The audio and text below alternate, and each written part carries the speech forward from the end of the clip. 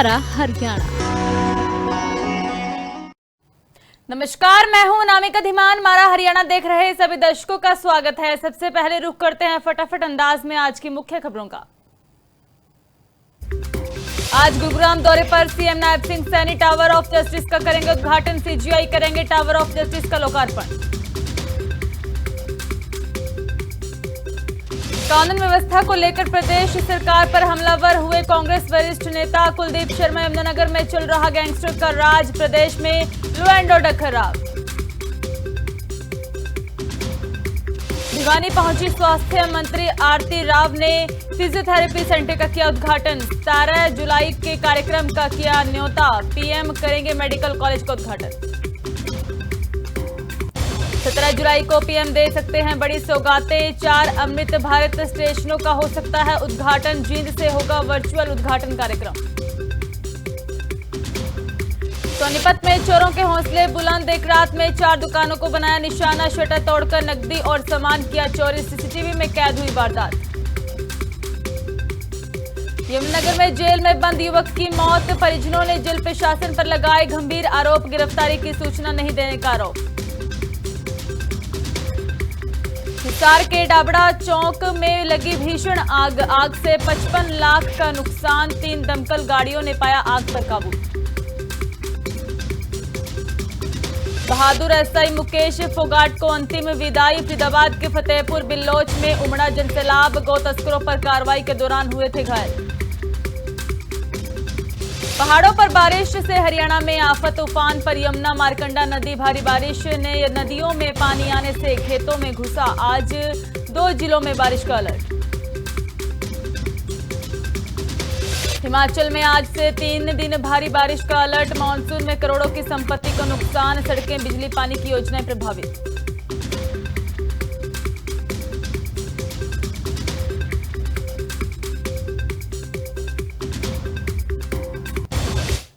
शुरुआत करेंगे मुख्यमंत्री नायब सिंह सैनी से। सीएम सैनी आज गुरुग्राम दौरे पर रहेंगे और इस दौरान उनकी ओर से बड़ी सौगात दी जाएगी। दरअसल मुख्यमंत्री Nayab Singh Saini tower of justice का उद्घाटन करेंगे। एशिया का सबसे बड़ा जिला न्यायालय परिसर तैयार किया जाएगा। 55 आधुनिक कोर्ट रूम बनाए गए हैं इस न्यायालय में और सीजीआई टावर ऑफ जस्टिस का लोकार्पण करेंगे मुख्यमंत्री नायब सिंह सैनी की ओर से उद्घाटन किया जाएगा। सुप्रीम कोर्ट और हाई कोर्ट के जज इस दौरान शामिल होंगे। केंद्रीय मंत्री मनोहर लाल भी मौजूद रहेंगे तो अर्जुन राम मेघवाल और राव नरबीर भी इस कार्यक्रम में शामिल होंगे। उद्घाटन समारोह को लेकर तैयारियां पूरी कर ली गई हैं। गुरुग्राम को न्यायिक क्षेत्र में बड़ी सौगात आज मुख्यमंत्री नायब सिंह सैनी देंगे। एशिया का सबसे बड़ा जिला न्यायालय परिसर की सौगात आज मुख्यमंत्री नायब सिंह सैनी देने वाले हैं।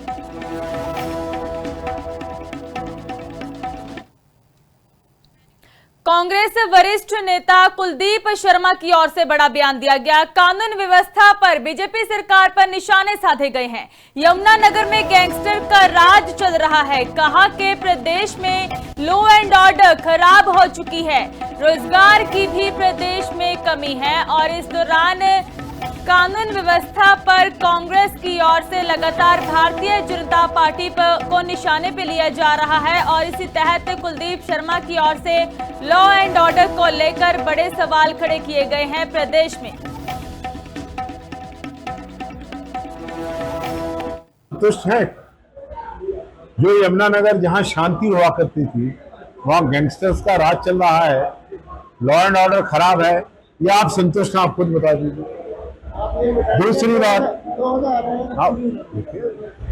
जब लॉ एंड ऑर्डर खराब होता है तो जो सेंटिमेंट है इंडस्ट्री का वो भी समाप्त हो जाता है। डर जहां रहेगा वहां इंडस्ट्री पनपती नहीं। दूसरा है रोजगार है। कोई एग्जाम हुआ है अभी तक? पोस्टपोन होती है, पेपर की लीकेज हो जाती है, कोई ना कोई बहाना लगा के सिलेक्शन प्रोसेस को डिले किया जा रहा है। ना सिपाहियों की भर्ती हो पाई 8 साल से, ना टीचर्स की। स्कूलों में लाखों टीचरों की कमी है, क्यों भर्ती नहीं हो रही? एस्टेट की परीक्षाएं कभी रोज पोस्टपोन हो रही हैं, नीट की परीक्षाओं में घोटाले हुए हैं। इतना बड़ा बेरोजगारी है हरियाणा के अंदर कि रोजगारी के स्वास्थ्य मंत्री आरती राव इस दौरान भिवानी पहुंची हैं और फिजियोथेरेपी सेंटर का उद्घाटन किया गया। 17 जुलाई के कार्यक्रम का न्योता दिया गया है। पीएम मोदी मेडिकल कॉलेज का उद्घाटन करेंगे। भिवानी में स्वास्थ्य पर 58 करोड़ 80 लाख खर्च किए गए हैं। 1100 डॉक्टरों की भर्ती से सेवाएं मजबूत होंगी। बड़ा बयान दिया गया, कहा कि मेडिकल कॉलेज और अस्पताल अलग रहेंगे। स्वास्थ्य सुविधाओं पर हाई लेवल मीटिंगें होंगी और आरती राव की ओर से न्योता दिया गया 17 जुलाई को, क्योंकि पीएम मोदी बड़ी सौगातें हरियाणा वासियों को देने वाले हैं। आप जानते होंगे कि 2 मेडिकल कॉलेज हैं जो मेरे डिपार्टमेंट के अंदर आते हैं, जिनका उद्घाटन हमारे माननीय प्रधानमंत्री करने जा रहे हैं। उसके साथ साथ हाइड्रोजन ट्रेन का उद्घाटन जो हरी झंडी दिखाने आए हैं जींद में, वो एक हाइड्रोजन ट्रेन के लिए जो पहली बार शायद एशिया में चलने वाली है हाइड्रोजन ट्रेन, और ये बहुत बड़ी सौगात है। और हमारे माननीय प्रधानमंत्री जी इसका उद्घाटन और इसको हरी झंडी हरियाणा से दिखा रहे हैं, ये हमारे लिए बहुत खुशनसीबी की बात है। और जहाँ तक मेडिकल कॉलेजेस की बात है, 2 मेडिकल कॉलेजेस का उद्घाटन होने जा रहा है, महेंद्रगढ़ के कोरियावास में और भिवानी मेडिकल कॉलेज का। तो इन दोनों का हमारा इनॉग्रेशन होने जा रहा है और हम ज़्यादा से ज़्यादा तादाद में इन दोनों के डिस्ट्रिक्ट्स के लोगों को यही आज के दिन इंतजार करेंगे कि आप ज़्यादा से ज़्यादा तादाद में जहाँ भिवानी में अपने मेडिकल कॉलेज ज़रूर पहुँचे, और कोरियावास मेडिकल कॉलेज के लिए सारे महेंद्रगढ़ को मैं यही अपील करती हूँ कि आप ज़्यादा से ज़्यादा तादाद में 17 तारीख 9 बजे तक ज़रूर कोरियावास। वहीं बल्लभगढ़ में विधायक मूलचंद शर्मा ने एक पेड़ मां के नाम पेड़ लगाया है। पौधारोपण कर पर्यावरण संरक्षण का संदेश दिया। अधिक से अधिक पेड़ लगाने का आह्वान किया गया। एक पेड़ मां के नाम अभियान केवल एक अभियान नहीं, कहा कि प्रकृति के प्रति सम्मान व्यक्त करने का जन आंदोलन है। एक पेड़ मां के नाम मूलचंद शर्मा की ओर से पौधारोपण किया गया है और इसी के साथ ही संदेश भी दिया गया है। मैं सबसे पहले सेक्टर 2 के सभी विश्व हिंदू परिषद के लोगों को और भाई दीपक विद्यासागर सपूत और इस सभी संस्था के लोग, सभी डॉक्टर साहब हैं, और मैं सभी को बधाई दूंगा कि विकसित जागृत यात्रा और उसकी शुरुआत हुई। और मैं विकसित जीवन है सेक्टर 2 पहला सेक्टर है जो शहर के सबसे बड़े नजदीक है, और कि आज हमने सामुदायिक भवन में शुरुआत की है और लगातार जब तक रहेंगे पूरे शहर को हरा भरा बनाने का काम करेंगे और ज़्यादा से ज़्यादा पेड़ लगाएंगे, और पेड़ लगाने के बाद उसकी रक्षा भी करना हमारा काम है। तो लगाना जरूर नहीं, रक्षा करना बहुत जरूरी है। और मैं सभी मित्रों से, सभी जनता के साथ कहा है कि पेड़ों लगाना और रक्षा करना। देश के प्रधानमंत्री आदरणीय नरेंद्र मोदी जी के मिशन को हमें स्वीकार करना है, तो उस लक्ष्य को लेकर हम सब आगे चलेंगे और वृक्ष सबके लिए जीवन का। 17 जुलाई को पीएम मोदी हरियाणा वासियों को बड़ी सौगातें दे सकते हैं। 4 अमृत भारत स्टेशनों का उद्घाटन हो सकता है। जींद से वर्चुअल उद्घाटन कार्यक्रम होगा और डीआरएम ने अधिकारियों के साथ इसका निरीक्षण किया है।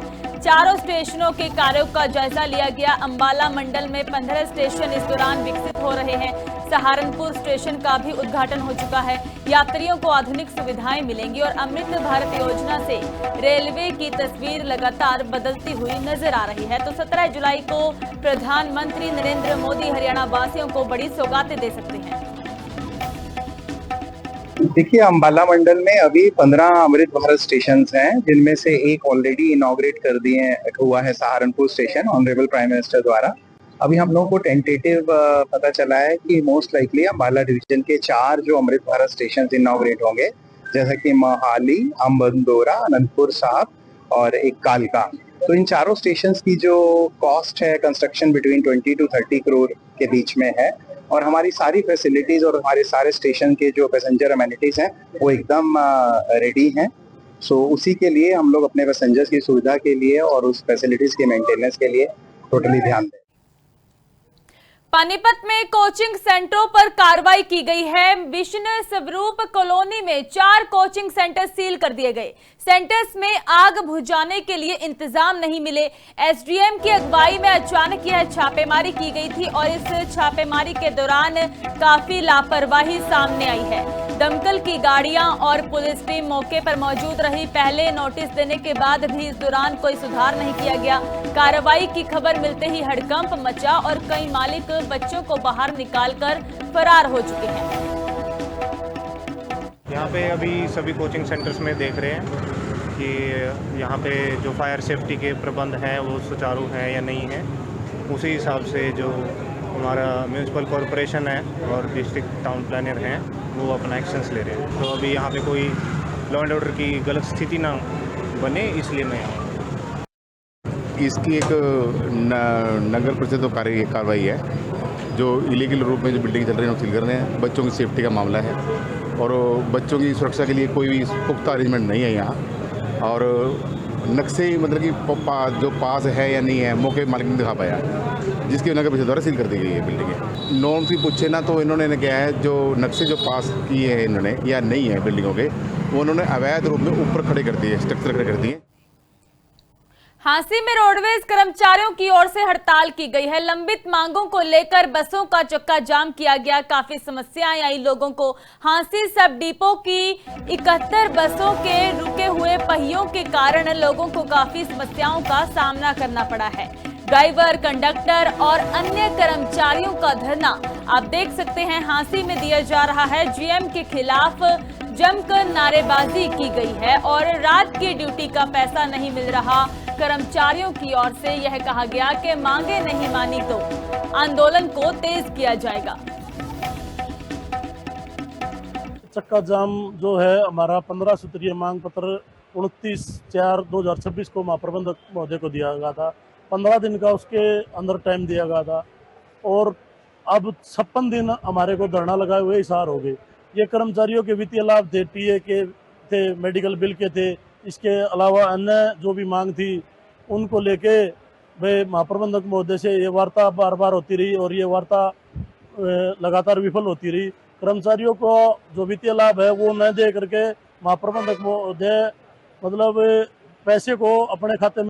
देखिए, पूर्ण रूप से हांसी और हिसार की जो बसें हैं वो पूर्ण रूप से बंद, लेकिन जो महाप्रबंधक की जो कार्यशैली थी, पीछे भी बजट आया था, उस बजट को लेफ्ट करके वापसी चंडीगढ़ भेजा गया था। 2023 से जो कर्मचारियों की और नाइटें हैं वो पेंडिंग पड़ी है, जिसके विरोध में अकेले प्रधान इसकी अगुवाई नहीं कर रहे। आज कर्मचारियों के अंदर ही इतना भारी रोष है कि वो महाप्रबंधक के खिलाफ खड़े होकर के उन्होंने बस बंद करने को मजबूर है। और इसके बाद जैसे आज अगर कोई फैसला नहीं होता, हिसार फिलहाल भी मीटिंग चली हुई है, एक दौर की जो वार्ता थी वो विफल हो चुकी है, लेकिन लग नहीं रहा कि महाप्रबंधक की मंशा अभी भी ये है कि वो कर्मचारियों का जो देय बनता है वो उसको दिया जाए। लेकिन अब भी टाल मटोल कुछ न कुछ 2 दिन, 4 दिन, 5 दिन की कहीं ना कहीं इसको एक बार यहाँ से निकाला जाए, लेकिन ऐसे कर्मचारी अब की बार मानने।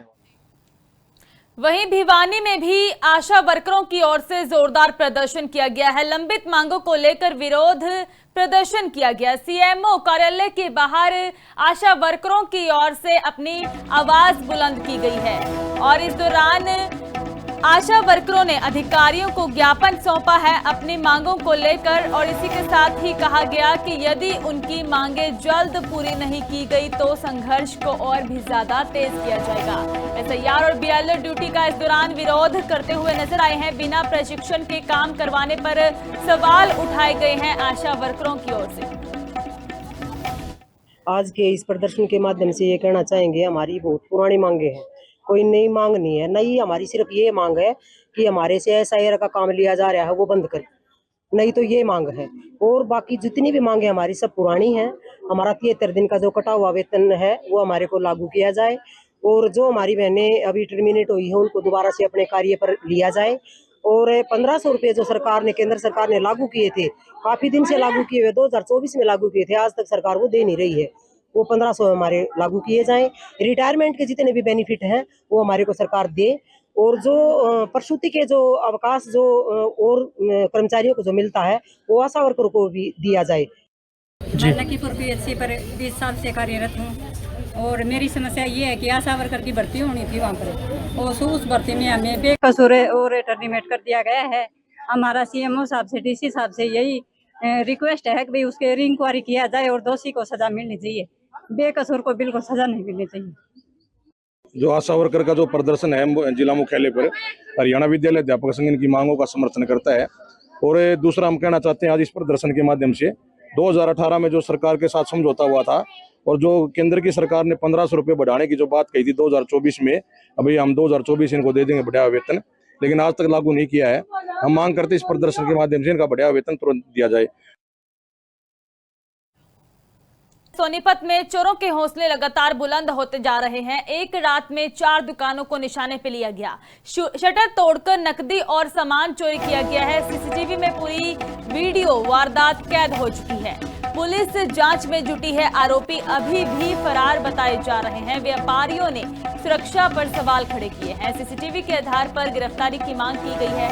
लगातार चोरियों से व्यापारियों में गुस्सा बढ़ता हुआ जा रहा है। शटर तोड़कर चोरों की ओर से नकदी और सामान चोरी किया गया है और फरार हो चुके हैं। फिलहाल सीसीटीवी के आधार पर जांच की जाएगी, पहचान की जाएगी इन चोरों की जिनकी ओर से इस वारदात को अंजाम दिया गया। ये दुकान है भाई, यहाँ पर मैं पीछे रहा करूँगी करके दुकान के पीछे ही घर है। रात ना भाई फिर ना कि कौन आए चोर आए, रात ना मेरे साथ PCR आई थी 112, उनने बताया, फ़ोन करे उन्होंने स्पाइसी टाउन तो बोला मैं ठीक है। देखा था रात ना आज इतना शटर हो रहा था, यो सारा मुड़ रहा था। ये रात ना उन्हें पुलिस वाला ने मदद करवाई, शटर डाउन करवाया। उनका सामान तो नहीं हुआ है, थोड़ा बहुत कैश था वो ले गई जी, और तो बाकी तो सही सलामत है। बाकी पर इतना मगर शटर मगर सब के हो रहे हैं चोरी। कितने दिनों से आप दुकान कर रहे हो? दुकान तो जी 4 महीने हो गए, 4-5 महीने हो गए जी दुकान करी। तो पहली बार ऐसी घटना हुई है? पहली बार ऐसी। मेरी बिजली की दुकान है। अब ये ककरोई रोड पर 4 दुकानें फाड़ रखी हैं। लगभग 1 महीना पहले मेरे भाई की भी फाड़ी थी दुकान चोरों ने, और लगभग 15 दिन पहले मेरी दुकान से दिन में भी सामान उठा के ले गए थे। और हमारे अंदर बहुत डर का माहौल है। रोड पे गश्त बढ़ाई जाए पुलिस वालों की हम चाहते हैं, लेकिन गश्त बढ़ नहीं रही है, ना कोई संज्ञान ले रहे हैं पुलिस वाले। कृपया करके इस पे पूरा ध्यान दिया जाए प्रशासन द्वारा। हर दूसरे दिन दुकानें फट रही हैं, बहुत डर का माहौल है दुकानदारों में। चोरी हुआ है? बिल्कुल हुआ है जी, दुकानों में बहुत चोरी का माहौल है। गरीब आदमी है और डॉग वगैरह बेच के गुजारा करते हैं, उनकी दुकानें फाड़ी गई हैं। यमुनानगर में जेल में बंद एक कैदी की मौत हो चुकी है। इलाज के दौरान 26 साल के युवक की मौत हुई है। परिजनों ने जेल प्रशासन पर गंभीर आरोप लगाए हैं। गिरफ्तारी की सूचना नहीं देने के आरोप लगाए गए।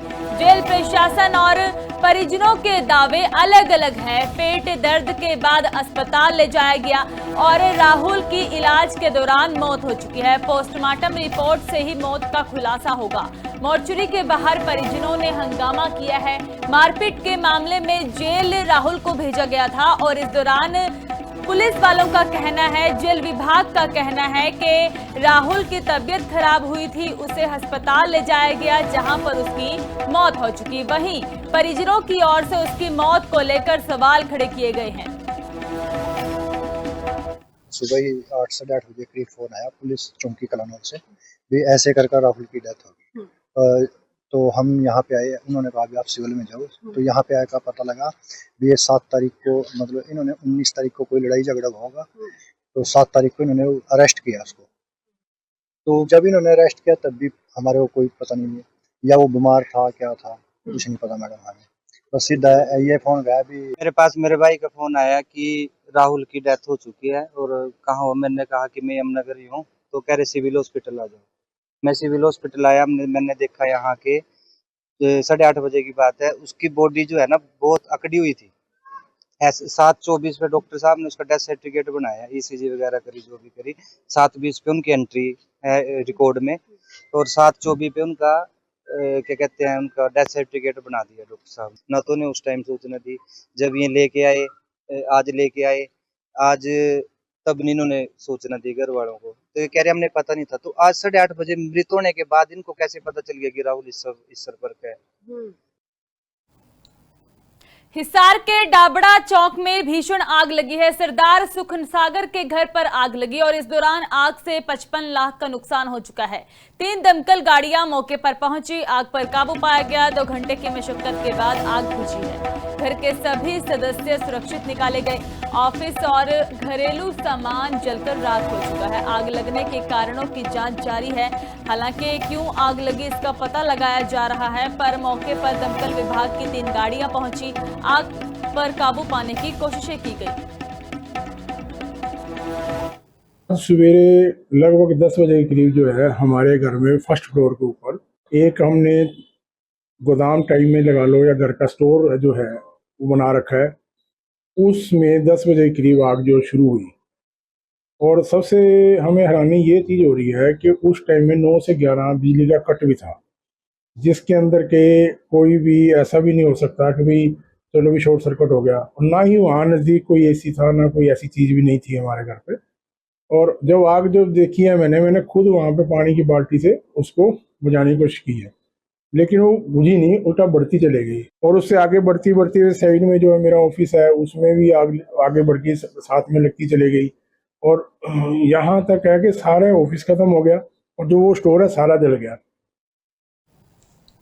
खबरों का सिलसिला इसी तरह जारी रहेगा। आप जुड़े रहे लिविंग इंडिया न्यूज के साथ। मुझे दीजिए इजाजत। धन्यवाद।